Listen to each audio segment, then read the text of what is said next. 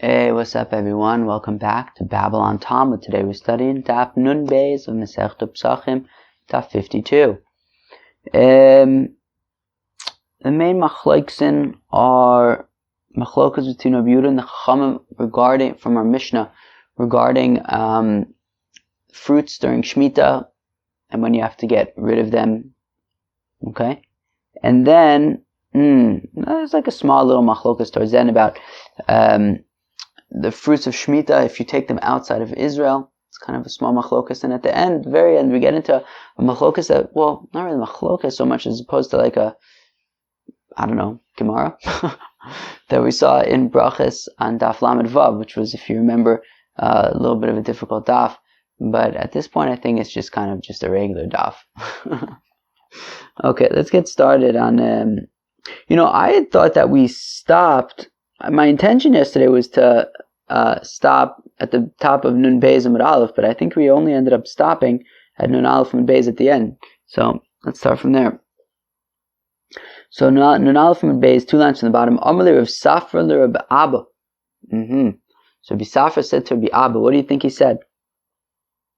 Kigon onon diadinon bekvia diyarcha biyishuv lo avidna. So Rav Safra said to Rabbi Abba that, look, we know about the fixed calendar, right? He says, look, we know, right? We've already fixed the calendar. We don't need the moon. No, people looking at the moon and stuff.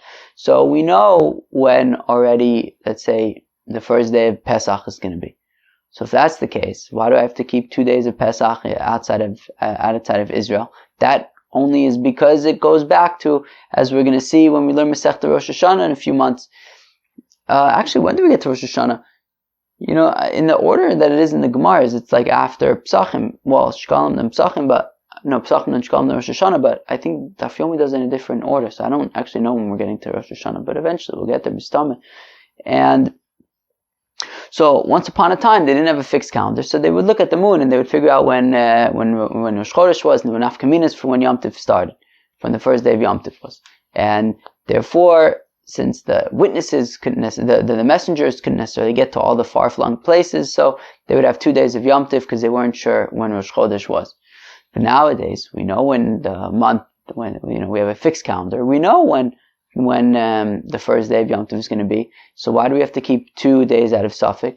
So, but he says, nonetheless, b'yishuv lo avidna m'pnei machlokas, that, inside of towns, inside of communities, since the minig is to still do 2 days, we're not going to rock the boat. But midbar mai. But what about in the desert? What about if it's just me, by myself in the desert, and unlike the Gemara in Shabbos, when you don't know what day of the week it is, we know everything. We know what day of the week it is, we even know what day of the month it is. And so in that case, would I be able to keep just 1 day of Yom Tov?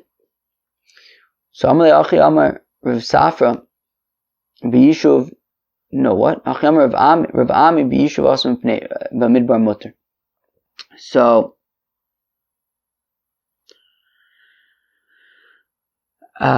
it sounds like Rabbi Abba responds to Rav Safra, and he says that Rav Ami said that only in the community is it asur, but if you're by yourself in the desert, it sounds like you can keep 1 day of Yom Tov. Interesting. All right. Rav Nosson bar Asya azmi bei Rav lefum bedisa b'Yom Tov sheni shel atzeres. So Rav Nosson bar Asya went from the yeshiva, I don't know, some yeshiva, to Pumbedisa. And it was the second day of Shavuos. Now, in Bavel, so they keep 2 days of Yom Tov. So therefore he shouldn't have been traveling on Yom Tov. And yet he did. And he went to Pumbedisa. Shamte Rav Yosef, so Rav Yosef excommunicated the guy. He excommunicated Rav Nosson bar Asya, Amalei Abai. So Abai says to Rav Yosef, L'nagdimar, Nagide, why don't you give him lashes? Amalei. So Yosef responds to Abai, De adifa avdilei. I did the more stringent thing, which is to excommunicate him. De b'mayrova mimnu an gida, devar beirav, v'lo mimnu ashamta. Because in Eretz Yisrael, they would give lashes to yeshiva students, but they wouldn't go so far as to excommunicate them, because that is more severe. So Rav Yosef says, look, Abaye, I took the more stringent route over here.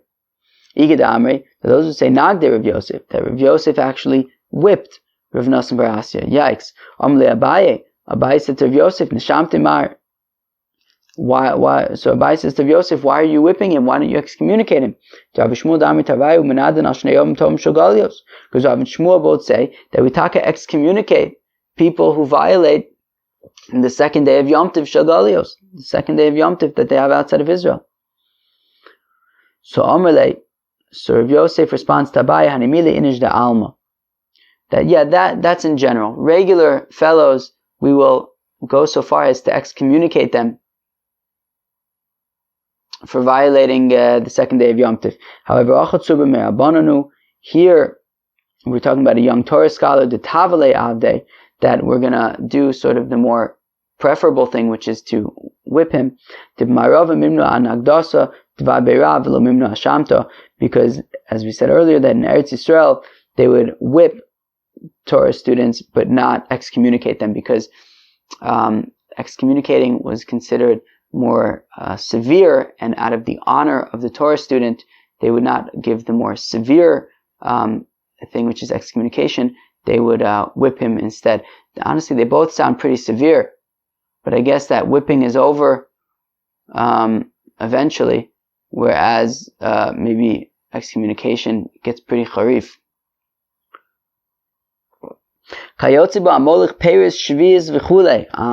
Okay. Going back to our Mishnah that says that similarly, meaning just like when we talk about places where you do malacha on Erev Pesach, where you don't do malacha on Erev Pesach, and going from one place to the other. So similarly, when it comes to the fruits of shemita, so if you're going from a town, so the way that it works when it comes to shemita fruits is that, if there are wild animals, undomesticated, roaming around, so they have to have food to eat. Now, you might have your sheep and things that you feed, so you might have your own stash of food for feeding your animals. So the rule is that that's fine. You can keep your own private stash of food in your house as long as there's still food out in the fields for the wild animals, for the undomesticated animals. However, once there's no longer any food out available in the fields for the undomesticated animals, so then you can't be hoarding your own stash for your animals in your house. So the Mishnah is discussing a person who brings food from a place where there's no longer food available in the fields to a place where there's still food available in the fields, or vice versa. A place where there's still food available in the fields to a place where there's no longer food available in the fields.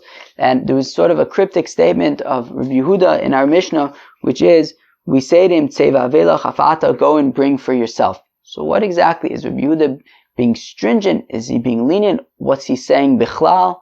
So here we go.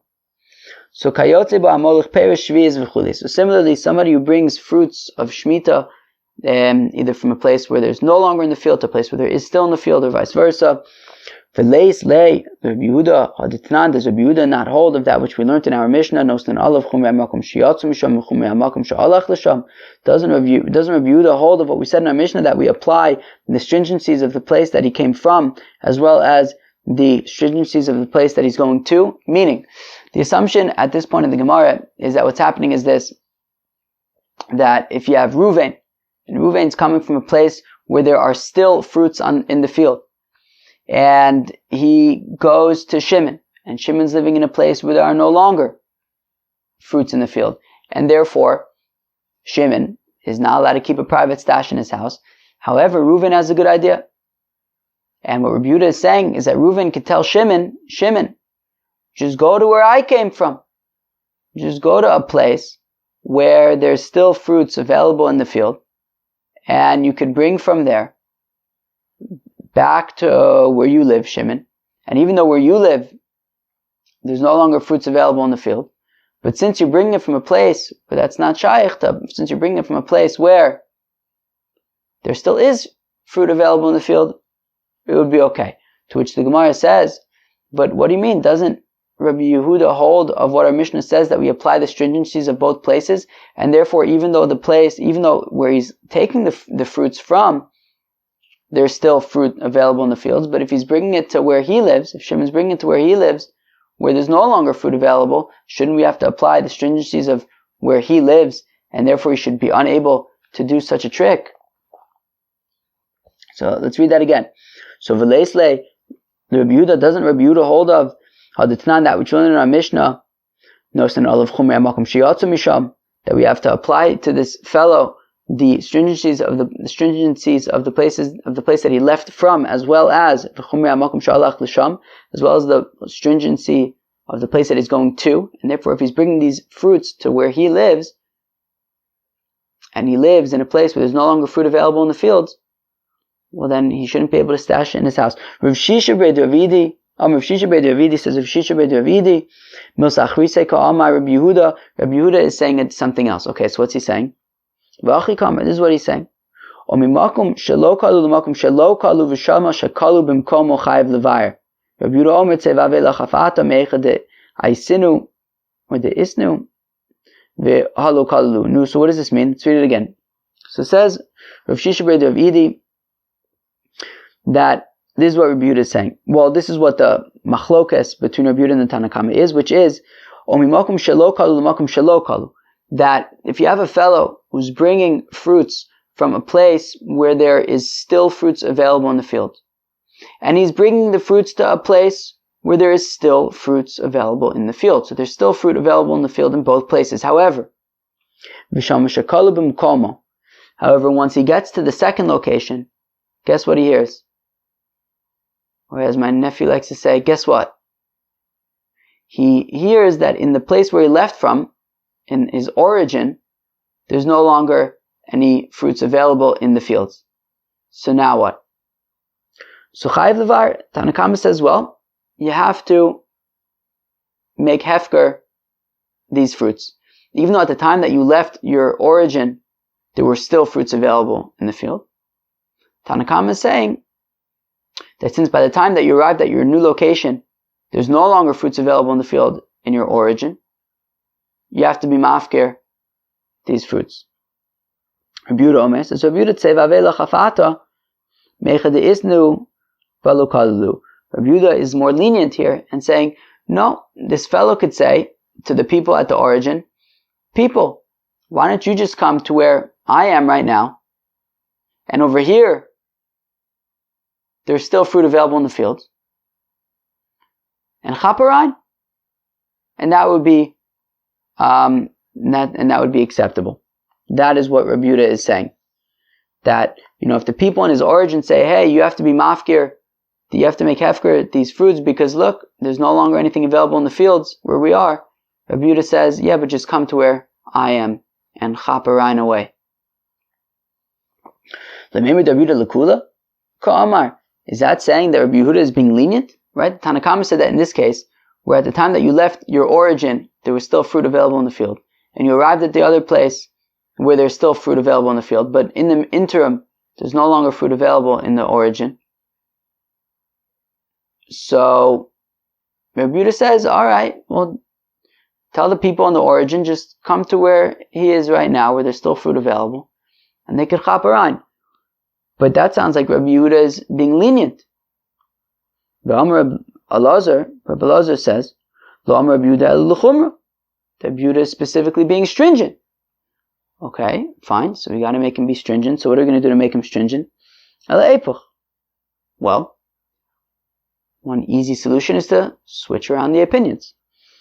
Eino chayiv levayer, that the Tanna Kama is the one who says that if you bring fruit from one place where there is fruit available in the field to a place where there is fruit available in the field, and in the meantime you hear that in the origin there's no longer fruit available in the field, the Tanna Kama says, don't worry, it's okay. You could still eat those fruits that you brought from the origin, since at the time that you left there was still fruit available in the field. Rabbi Yehuda Omer, as Rabbi Yehuda says, no way, no how, that the people in the origin will say to this fellow, hey, go back to your roots. And look, if you're going to bring fruit now from the origin, if you were to go now and bring fruits from the place where you brought them from there would no longer be any fruit available in the fields, and therefore you would have to be mafkir them. So Rabbi Yehuda is saying even now you should also be mafkir them, even though at the time that he left from the origin there were still fruits available in the fields. Says Rabbi Yehuda, you would have to be mafkir them now, since at this point there's no longer fruit available in the fields in the origin. Very exciting stuff. Abaye Omar says, Abaye le'olam kidekatane. Abaye says, look, you don't have to explain it as being a situation where you go from a place where it hasn't yet run out in the fields to a place where it hasn't yet run out in the fields. No, we can keep it, meaning in both places it didn't yet run out, and then in the interim you find out that it ran out. No, Abaye says, look, you can keep it like in our Mishnah, that we're talking about a place where it has not yet run out, and you go to a place where it has run out, just like in our Mishnah. And this is how you have to learn it. So you're traveling you're bringing fruits from a place where it has not run out of fruit in the field, and you're going to a place where it has run out in the fields. But then you make a U-turn and you bring it back to the origin, and in this case the origin is a place where it has not yet run out in the fields. And by the time you get back to the origin, the fruit still has not yet run out in the fields. There's still fruit available in the fields for the undomesticated animals. So Eino Chayiv Levayah, Tanna Kama says that, okay, well, you don't have to be mafkir of these fruits because they left from a place, you took them from a place, Shelo Kalu, they made a U-turn and came back to a place, Shelo Kalu. All good. Rabbi Yehuda Omer, as Rabbi Yehuda says, Tzeva Avelach, Af'ata Meicha De'aisinu V'Akalu. It says Abaye that Rabbi Yehuda's opinion is more stringent and saying that no, if you were to go and bring these fruits from this place that you're bringing them from now, meaning he's bringing them from city A, where there's still fruits available, and he's taking them to city B, where there's no longer fruits available, but then he's making a U-turn and going back to city A, well, that last leg of the journey was from city B to city A, and in city B, there's no longer fruits available, so we say to this fellow, look, if you were to bring fruits right now from the place where you're bringing from the place where you started on your last leg of the journey, i.e. city B, where there's no longer fruit available in the fields, well, you would have to be mafkir them. So now also, even though they started out in a place where there's fruits available in the field, and they're ending up in a place where there's fruits available in the field, nonetheless, Rabbi Yehuda is stringent and would say that you have to be mafkir the fruits, according to Abaye. Maskif lo Rav Ashi asks the kasha on Abaye, Rabbi Yehuda to agab dechama kaltinu. Rav Ashi asks against Abaye, he says, one second Abaye, this doesn't make sense. According to Rabbi Yehuda, just because these fruits were on the back of a donkey and had and just kind of entered into this other city and then made a U-turn and went back to where they came from, just because when they were on the back of a donkey, they went into a certain city, all of a sudden now, you're not allowed to eat these fruits anymore. They never stayed there. They never, rested in that other city. He didn't bring them to the other city. He took them from a place where there were still fruits available in the field. He then made this horseshoe journey where he goes to a city where there's no longer fruits available, turns around and goes back to the place where there is still fruits available. So it says Rav Ashi, just because the donkey made a U-turn in a city where there's no longer fruits available in the field, all of a sudden he has to be mafkir these fruits. Elam Rav Ashi, rather says Rav Ashi, beflukta dani tanoi. Rather, the machlokas between the Tanna Kama and Rabbi Yehuda is like the machlokas between the following Tanoim. If you like pickles, listen up. The Tanan, as we learn in a Mishnah, Hakov v'shlosha kvoshin b'chovis achas. If you're making 3 different types of pickles in one barrel, wow, sounds very fancy. And it's shemita, okay? So we still have to be concerned about, you can't have your private pickle barrel stash in your house if there's no longer any pickles in the field for the undomesticated animals. They should also be allowed to have pickles. So if you have a barrel, and in this barrel you're pickling 3 different types of items. I don't know, what should we say we're pickling? Mustama cucumbers, right? That's a classic. What else do people like to pickle? Right. there's like the other kind of like classic pickle stuff. Like, I mean, I wouldn't say it's classic exactly. I think cucumber is probably the most popular in my view, but maybe tomatoes, sometimes you see that. What about maybe like radishes or something? But what about something like, I don't know, what else do people pickle? They pickle like cabbage and stuff. I guess that's like sauerkraut, right? So what should we say? Give me some examples. Alright, fine. Cucumbers, tomatoes, and cabbage. Does cabbage get complicated? Fine, let's say radishes. Okay, let's go weiter. So, you're pickling 3 types of things in one barrel. Rabbi Eliezer Omer says, Rabbi Eliezer, Ochlin ala Rishon. So Rabbi Eliezer says that you can continue eating the you can continue eating the pickles in the barrel until one of the things runs out in the field. So let's say there's no longer any cucumbers in the field, so then that's it. You can no longer eat any of the pickles, even though there still might be, tomatoes, but since one of the things in the barrel is no longer available in the field, so you can no longer eat anything in the barrel. Okay. Rabbi Yeshua Omer, Afala Achron. Whereas Rabbi Yeshua says that no, you can continue eating all of the things in the barrel until there's no longer any of the last item. So let's say you run out of cucumbers, it's okay. You could still continue to eat the cucumbers. You run out of cucumbers and tomatoes in the field, you could still continue eating the cucumbers, the tomatoes, radishes, everything. Once there's no longer cucumbers, tomatoes, and radishes in the field, so at that point, you gotta be mafkir your pickles. Whereas Rabbi Gamliel says that we do it kind of surgically. When there's no longer cucumbers available in the field, get rid of the cucumbers from the barrel. When there's no longer tomatoes in the field, get rid of the tomatoes from the barrel. But you can still eat the radishes. When there's no longer radishes in the field, get rid of those as well. Okay, fine. So how does that tie into our Mishnah? So the way it ties in is that if you are bringing, so we're talking about a place where you are bringing fruits from a place where there's still fruit available to a place where there's no longer fruit available in the fields, however, not of every kind of food, right? So let's say you are bringing with you tomatoes, cucumbers, and radishes. So then, let's say you're taking them to a place where there's no longer any tomatoes. So the Tanakama would say, like Rabbi Yoshua, who's the most lenient, and saying, look, you could still eat from all 3 of them. Even though there's no longer tomatoes in these places, you could still eat from anything. You can still eat from all of your fruit until there's no longer in the field of this other place tomatoes, cucumbers, and radishes. At that point, you have to stop eating your fruits. Whereas Rabbi Yehuda is like Rabbi Gamliel, who is more surgical about it, which is when you get to the place, if there's no longer tomatoes there, so get rid of your tomatoes. Once there's no longer cucumbers, get rid of your cucumbers, etc. Okay. That's what Rabbi Yehuda is saying. Ravina Amar says, Ravina beflukta dahani tanoi. Ravina says, machlokes between Tanakama and Rabbi Yehuda, and this is going to be the last explanation of our Mishnah, is like the following machlokes tanoim. The Tanan, as we learn in the Mishnah, ochlin betmarin ad sheyichle ha'achron shebetzoar. Interesting. So you can continue eating dates in Yehuda, in the area of Israel of Yehuda.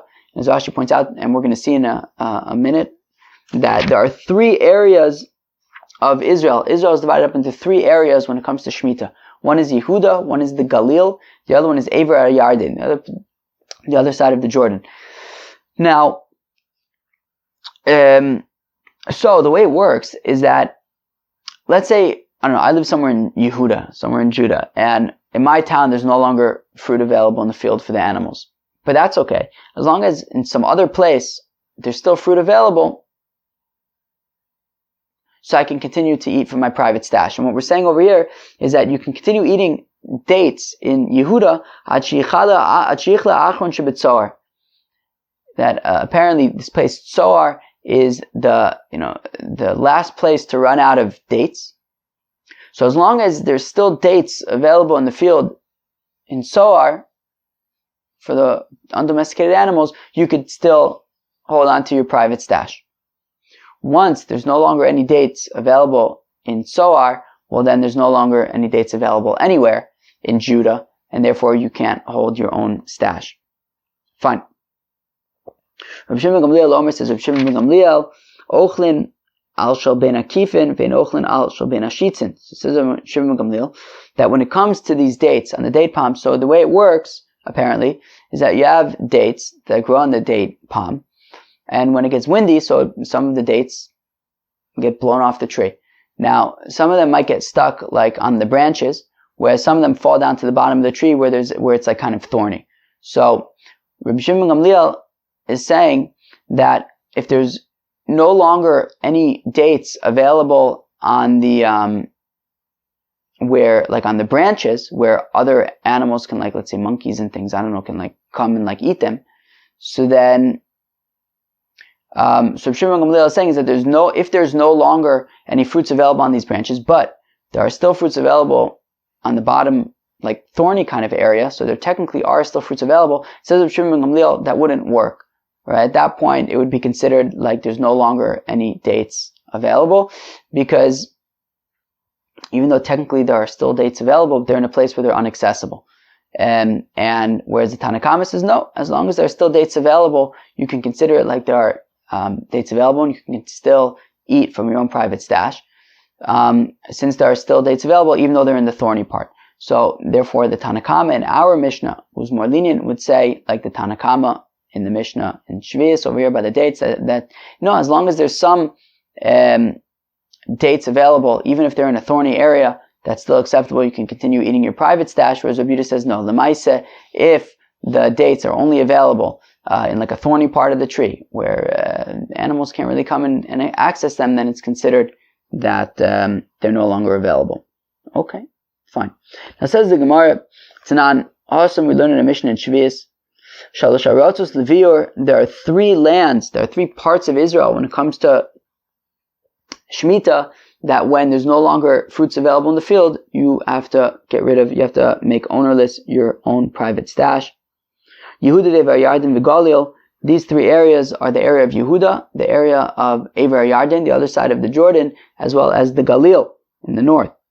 And each one of these three sections is made up of three subsections. So essentially there are 9 sections.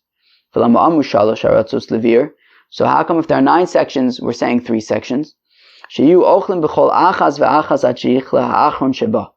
Because they're not really 9 unique places, because they are actually divided into 3 larger swaths to teach us that as long as there's still some fruit available in any part of the larger area, so you can continue eating in all of the area, right? So you have Yehuda is divided into 3 areas. As long as in any of those areas there's still fruits available, you can continue eating fruits in the entire Yehuda, for example. How do we know this? Amar Rav Chama bar Ukva, Amar Rabbi Yossi bar Chanina, Amar Kra, the Pasuk says, V'levhemtucha v'lachaya she'ba'atzecha, that during Shemitah there is food for your own domesticated animals that you have in your house, as well as for the undomesticated animals that roam around in your land. As long as there's still food available for the undomesticated animals in the field, well then, great. Everybody's happy. You could still feed your own private animals from your own private stash. But once there's no longer any fruit available to the undomesticated animals in the fields, well then you can no longer be feeding your own animals from your private stash in your house. You have to make them hefker. And we learn and we learn that we have a tradition that the animals that live in Judah do not eat food from Galil, meaning they're not going to roam as far as the Galil. They have their section of Israel that they remain in. And while they will roam anywhere in Yehuda for food, they're not going to venture out to the north, to the Galil for food. And that's equally true for an animal in the Galil is not going to venture down to Yehuda in order to find food. And therefore, there are kind of larger regions where the animals hang out. And as long as there's still food available anywhere in the larger region for the animals of that region, so then you can keep your own stash in your house. But if there's, let's say, no longer fruit available in the fields in Yehuda, but there still is fruits available in the field in the Galil, that wouldn't matter because we limit it to the sort of these three areas of Israel. So what if you have some fruits that came from Israel and it's shemita, and now they're outside of Israel, and it's the zman bi'ur, right? So let's say you have some of these dates from Yehuda, and you bring them on a trip with you to Bavel or something, and and then what happened? And now in Yehuda, there's no longer any dates available, right? In Soar, they ran out of dates, and so now you have your dates outside of Israel, and in Yehuda, there's no longer any available in the field, so you have to make them hefker. Okay. So Mizbarin b'chol makom shein. So Tanakama says that you can just make them hefker wherever you are. So you're in Bavel, make them hefker in Bavel. Reb Shimon ben Elazar Omer, it says Reb Shimon ben Elazar, yechazu l'mkomim v'yizbaru. You have to actually bring them back to Yehuda and make them hefker in Yehuda.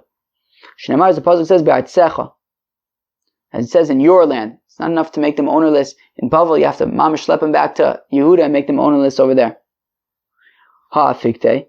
But 1 second, we already learned out from be'artzecha to teach you that anywhere in Yehuda or anywhere in the Galil or anywhere in Eivir HaYarden.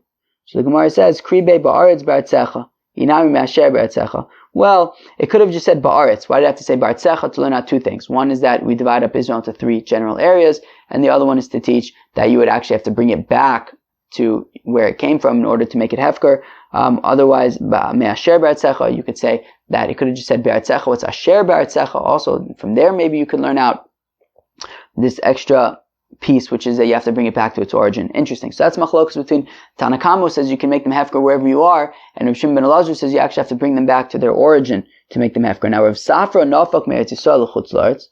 Now Rav Safra left from Israel to chutz la'aretz. Hav bahade garbe dechamer deshviyas, and with him was probably like a skin of shviyas wine, and it became the zman beer, and he's like, it's the zman beer, I got the shviyas wine, I sure hope that the halacha is not like Reb Shimon ben Elazar, and that I'm not going to have to schlep it back to Israel to make it hefker.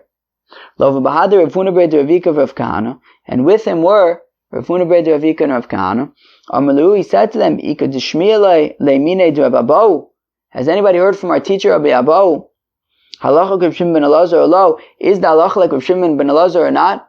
Kind of crosses his fingers and sure hopes that they're going to tell him that the halacha is like the Tanakama, that he could just make it hefker where he is. So if Kahana says, sorry buddy, you're out of luck, because if Rav Abahu actually says that the halacha is like Rav Shimon ben Elazar, you have to schlep back to Israel and make it ownerless. But Rav Huna ber Ravika, however, says that Rabbi Abahu said the opposite, that the halacha is not like Rav Shimon ben Elazar. If you can just make it ownerless where you are. Amar Rav Safra, Nikot ha klala de Rav Huna biyadach. So if Safra conveniently says, well, we should really rely on Rav Huna's assertion that Rabbi Abahu says that the halacha is not like Rav Shimon ben Elazar. Because Rav Huna ber Ravika really learnt his teachings very, very well from Rabbi Abahu, like Rachba of Pumbedisa, Damar Rachba, Amar Yehuda, Harbai Stav Kafulaya, Stav Lifnim Mistav. That is a Gemara that we had in Brachas. Can you remember who this was said about in Gemara Brachas? Daf Lam Gimel Beis. It was said about Rav Chia bar Abba, that he learned from Rabbi Yochanan very, very well. And actually we saw also over there, what was it? Maybe Lametesam Beis, that Rabbi Chia bar Abba would review his learning every 30 days in front of everything he knew in front of his Rabbi Yochanan. Anyways, but we're not talking about Rabbi Chia bar Abba. Now we're talking about Rav Huna ber Ravika. And Rav Safra says, well, Rav Huna ber Ravika also learned things very, very well from his teacher Rabbi Abahu, just like Rachba of Pumbedisa, that we see that he learned things very, very well, because we have this teaching that we weren't sure if it was Rav Yehuda who said it or Rabbi Yehuda who said it, and says Rachba from Pumbedisa confirms Amar Rebbe Yehuda, that it was Rebbe Yehuda, the Tana, Harabai Stav Kafulaya, that there were like 2 rows of benches surrounding the Harabayas, like in the Beis HaMikdash, Stav Lefnei Stav, 1 row within the other. Okay, fine. But the important thing is that what that Rachba was saying, he was the authority to say it was certainly Rebbe Yehuda and not Rav Yehuda. Kari Ali Rav Yosef, and guess what Rav Yosef says? Rav Yosef was not very impressed by this anecdote that he heard, that Rav Safra conveniently said that the halacha must be like Rav Huna Ber Ravika, and that he wouldn't have to schlep back to Israel. So says Rav Yosef, Ami be'etzo Yisrael maklo yagidlo, my nation of Nudniks, they ask their trees for advice, and their staffs will tell them, i.e. they were just consulting with the Avodah Zarah. So here it says of Yosef, Kol HaMekel Magidlo. What does it mean? Umaklo Yagidlo? It means Kol HaMekel Magidlo. Whoever's more lenient, he's going to go like him. So here, Rav Safra was was holding his breath, sure hoping that he wasn't going to have to schlep back to Israel to get rid of his wine of shemita. And we had a machlokas between Rav Kahana and Rav Huna Ber Ravika, and conveniently he decided that the halacha must be like Rav Huna Ber Ravika, who says he could just make it hefker where he is and he doesn't have to schlep back to Israel. So now this is a Gemara that we saw on Daf Lamed Vav of Masechta Brachos, and it was shtickle technical. Do you remember that? I think Daf Lamed Vav Masechta Brachos was the first daf that was over an hour.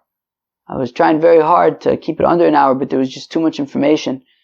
At this point, I don't really look at the time so much. If it goes over, it goes over, but honestly, I can't remember the last time it went over an hour.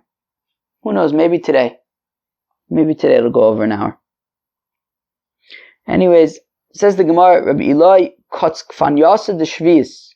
Rabbi Eloi, he cut down a date palm on shmita, during shmita, and on the date palm were little dates.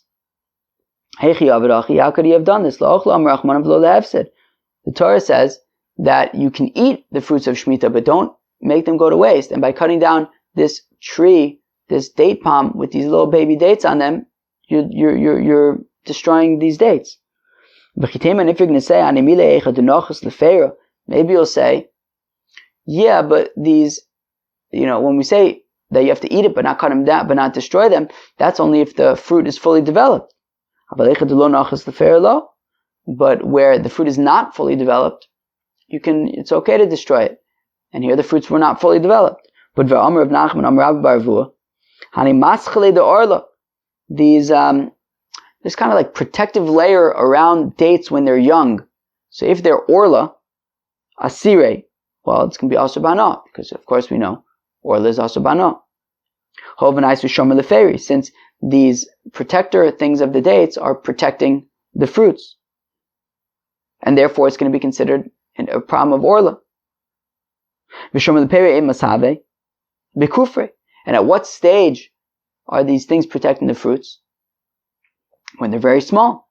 And what are we saying? That it's a guard for fruit, i.e., even when they're young, they're fruit. And therefore, we see that Rav Nachman saying the name of Rabbi Baravua, that even when these dates are young, they're still considered fruits. So therefore, how could Rabbi Eli chop down this date palm with these little baby dates on them if little baby dates are already considered fruit, and you have to eat shmita fruit, not destroy them? So the Gemara answers Rav Nachman Amar Rav Yossi. Rav Nachman, he's saying like Rav Yossi, but we don't necessarily pass in that way. The Tanan, as we learn in the Mishnah, Rav Yossi Omer says Rav Yossi smadar also mipneshu pri. Rav Yossi says that smadar, little baby grapes, are asur when? Orla. Because they are considered a fruit. But the rabbis argue.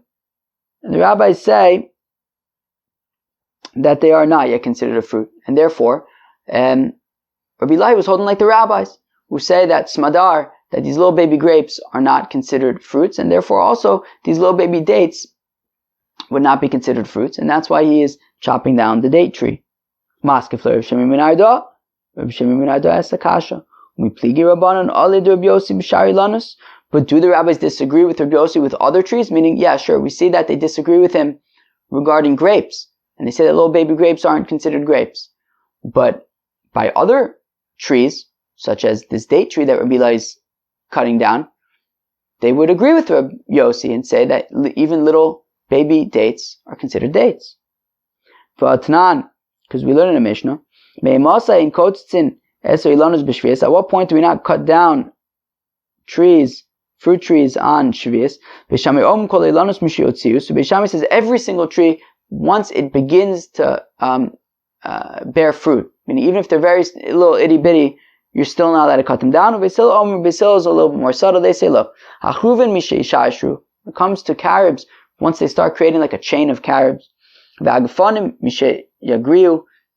grapes, once they become to this gerua stage, and we're going to see what that is in a minute. The olives, once they get some kind of a crown or something. And then all of the other trees even from when they're like little itty bitty. Now says Ravasi, boser ugerua ufula lavan, that boser and gerua and pula lavan are the same thing. Pula lavan sagadatich, do you really think it's a bean? We're talking about grapes here. It means that the size of it is like a bean. Okay, but that was tangential. Now, here's the important part. Now, boser, I think that I had made this mistake on Daf Lamed Vav Mud Beis. I think I made a mistake over here because I was trying to finish it very quickly, but hopefully I won't make this mistake now, which is that boser is a little bit of a further along, a more developed part of stage of grape growing than smadar. So here we're saying that, so Basil said that grapes you can't cut down from Misheya Griu. And we said that Gerua is the same thing as Boser. Boser is a little bit more developed than Smadar, which means, so now we're saying, so Rabbi Yossi says Smadar already you can't cut down, would be considered a fruit. But here we're saying, no, Smadar is not yet a fruit. It has to be more developed, it has to be Boser. So who would say that? Obviously not Rabbi Yossi, it would be the Chachamim. Right? Boser in Smadar lo Rabbanon. So this is the Chachamim. And what else do we say in that brayso? That all other trees, from once already the fruits begin to grow even a little bit, that is when you can't cut them down anymore. So the Chachamim say, going back to Rabbi Eli, that you would not be allowed to cut down a date tree with little itty bitty dates on them. So how did Rabbi Eli do it? So what does the Gemara answer? Rabbi Eli cuts. That Rabbi Eli cut down a male date tree, that male dates don't get so big and plump and geschmack, and you're not going to really eat them anyways, so that's why he was allowed to cut them down. Alright, very, very interesting. Well, friends, that was Daf Nun Beis of Masechta Pesachim. Let us do a shtickle review. So, the first kind of real machlokas that we got to today was the machlokas between the Tanakama and the Chachamim regarding shemita fruit and when it has run out in the fields or not. So there was all sorts of ways to understand this machlokas between Tanakama and Rabbi Yehuda.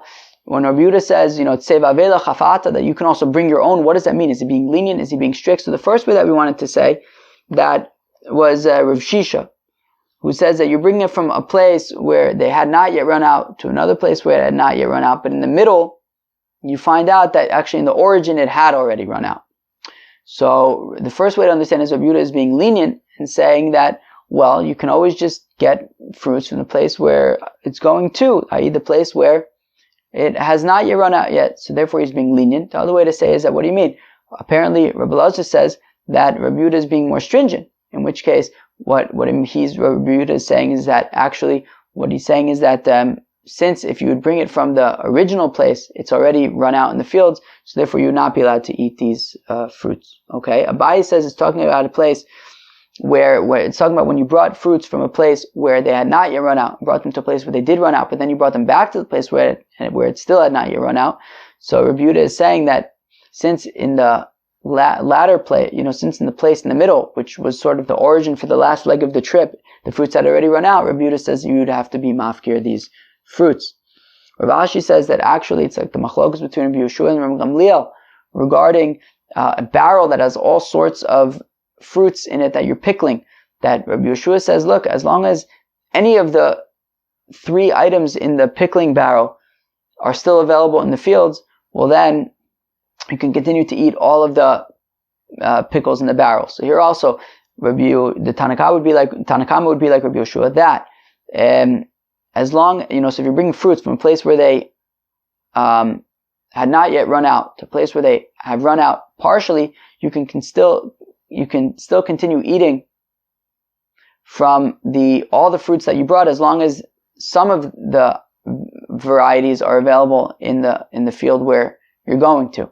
Whereas Rabbi Yehuda says, like Rabbi Gamliel, who says that when it comes to pickling, as each species in the barrel runs out, you have to remove it from the barrel. Here also, when you bring the fruit with you from a place where it has not yet run out in the field to a place where it has run out in the field, so as these things run out in the field, you have to remove them from what you brought.